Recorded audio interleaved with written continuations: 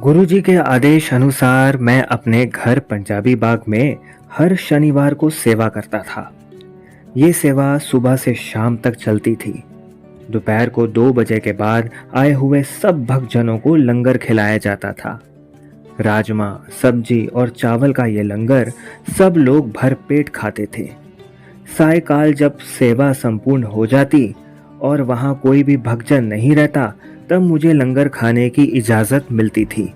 ऐसे ही सेवा का एक दिन था और शाम को जब मुझे लंगर दिया गया, तभी एक भक्त ने स्थान में प्रवेश किया और मैंने अपनी प्लेट उसे दे दी। तत्पश्चात दूसरी थाली मेरे लिए लाई गई, लेकिन एक भक्त और आ गया तो मैंने वे थाली भी उसे दे दी। इसके पश्चात मैंने इंदू को दोबारा और लंगर देने के लिए कहा, क्योंकि मुझे गुड़गांवा गुरुजी के पास जाने में देर हो रही थी। इंदू ने कहा कि वे और लंगर बना रही है। इतना सुनने पर मैंने उसे रोका और कहा कि और लंगर बनाने की कोई आवश्यकता नहीं, जो कुछ भी बर्तन में बचा हो वही दे दो। इंदू ने उत्तर दिया कि बर्तन खाली है। इस पर मैंने उसे बर्तन दिखाने के लिए कहा। देखने पर कुछ चावल और राजमा करीब 1.5 चम्मच इकट्ठा हुआ और मैंने प्लेट में डाला और खाने लगा।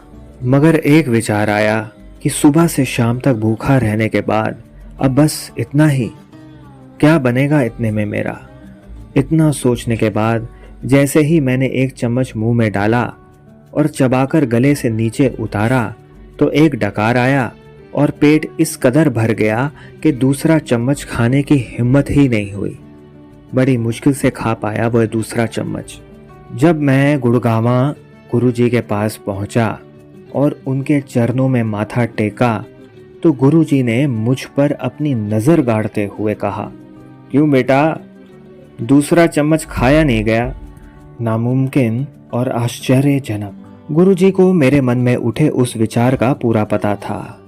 मुझे बहुत शर्म महसूस हुई। यानी वो गुड़गांवा में बैठे मेरी सारी गतिविधियां नोट कर रहे थे।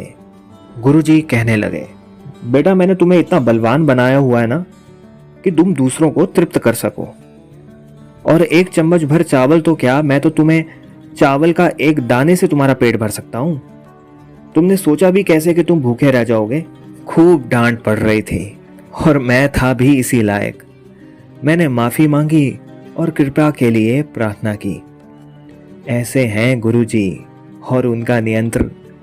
चावल के 1 चम्मच से मेरा पेट भर दिया। असंभव। और इससे भी जरूरी जानने योग्य बात यह है कि गुड़गांवा में बैठकर मुझे पंजाबी बाग में देख रहे हैं।